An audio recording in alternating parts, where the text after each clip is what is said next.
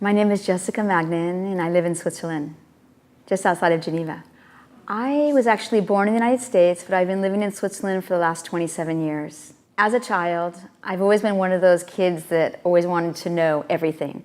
So at 4, my mom documented one of the questions that I asked, and I asked, who put the beans in the string beans? And why is the moon always following me? So ever since I was young, I was always looking for the answer to life, like what life is. And I'd never heard of yoga, but I had studied a lot of personal development. And I think I must have been 18 or 19, and I had gone for a jog about 5:30 in the morning, and I literally tripped, almost fell, but tripped. And when I raised my head, right in front of me, there was a sign, yoga. And the light was turned on, so I went inside, and they were just starting a class. It was a self-practice class, the Ashtanga practice, which of course I had never done before. And so I went in, and I had my first experience. And the experience was so overwhelming, just seeing all these people of all different ages, shapes, and forms, all of them so intensely engrossed in what they were doing and in their breath, and these graceful movements. And my body took over. It was things I felt like I'd always practiced all my life. And when I finally arrived in Shavasana at the end of my practice, just tears of joy just spilled out. And I think what I felt the most was this deep connection to me that I had lost since I was a child. And it was deep. It was a profound, profound moment. And it was probably one of the moments that changed my life more than anything else, I think. I never thought that I wanted to teach yoga.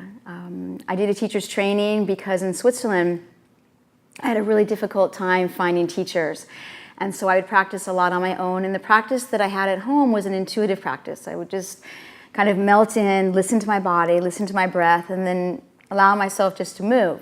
So probably a lot of what I was doing was not really asana. But then they say that everything is asana.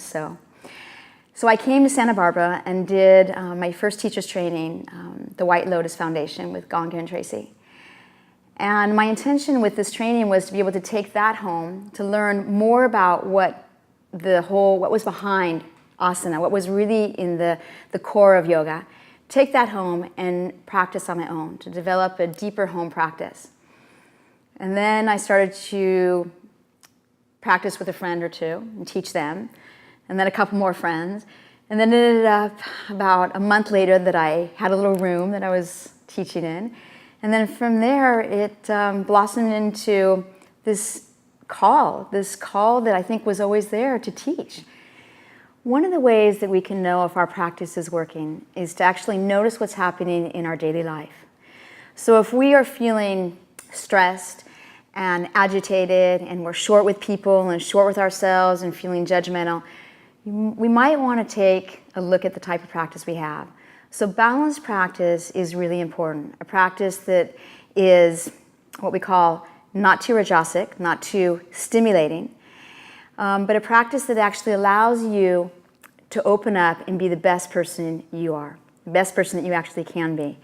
And that you can see in your daily life, just the interactions that you have with other people. If you're feeling good, if your health is vibrant, you feel vibrant, that's one of the best ways. So I would recommend balanced practice, one with pranayama, definitely working on the breath, connecting to the breath, listening to your own body. So sometimes what you might read in a book or even learn in a class might not be for you. Maybe not today, maybe never.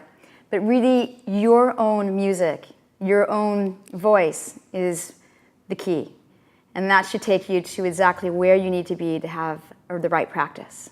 I am a mother. I have one son. His name is Noah River, an amazing soul.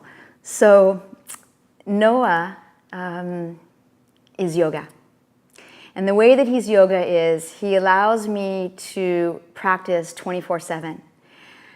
He becomes in some ways like my mat, my mirror image, and reflects not so much if I'm a good mother or not, but just I think my attention, the way my presence. And being a mother has taught me to be patient, and has taught me about unconditional love and just being fully present and accepting. The way that I feel inspired without any doubt at all is through my self-practice. And my self-practice is a morning practice that I do before anybody wakes up in the house. It's one that allows me to connect with myself, my feelings, my attitudes, even sometimes when life is not going the way that I want it to. My self-practice allows me to be the best person that I can possibly be. It allows me to be me.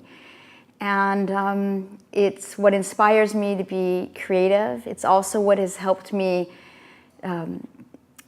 develop or even teach, be a better teacher, to be a better person, to be a better mother. And the more that I practice, the more I feel this creative surge that just is there. It's just there. The thing that has surprised me the most, and the thing that I'm working on the most, is letting go. Just letting go of not knowing what's next, letting go of where I'm going to be tomorrow, letting go of not knowing how things are going to turn out, of letting go, just softening into the present moment. And even letting go in all these thoughts that I used to have about what I could do and what I couldn't do, and what I had to be and what I shouldn't be. And the more that I've let go of any of these rigid ideas about the notion of who I think I am or who I think I should be, the more that I feel that I've just softened into what life brings, and that's uncertainty. And that we're changing constantly, and I'm changing constantly and growing, and that's one of the things that inspires me the most, is to continue to evolve and to share that.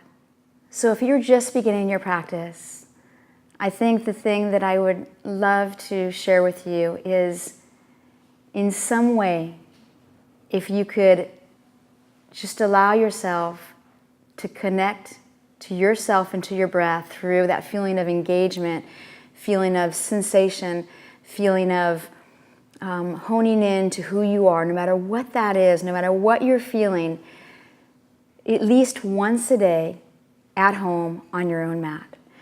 And if you don't know anything about asana, the physical practice at all, allow your body to become intuitive and express itself on its own.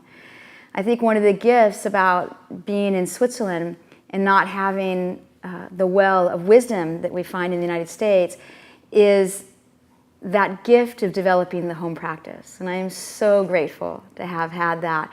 And that's been probably the thing that has inspired me most to be a teacher and to have more than 20 years of yoga and still be so passionate about it. My home practice and just yoga and what it can offer for others. So taking at least 5 minutes a day just to turn in to yourself, and whatever it is, if it's just standing and raising your arms with your own breath and connecting to the earth, that's it. That's your practice. And then from there, let that grow. So currently, I'm teaching in Switzerland, just outside of Geneva. We have a yoga studio called O2Yoga Breathe Life. And we give ongoing classes 7 days a week. I teach there. I also give workshops internationally through America, through Europe, and also through Southeast Asia. I do teachers trainings as well and retreats. You can also find me on Yoga Anytime. You can also find me on Yoga Chez Moi. It's also an online platform for yoga videos. And our website is www.o2yoga.ch. Thank you for inviting me, Yoga Anytime, and I'm honored to be here. Thank you. Thank you.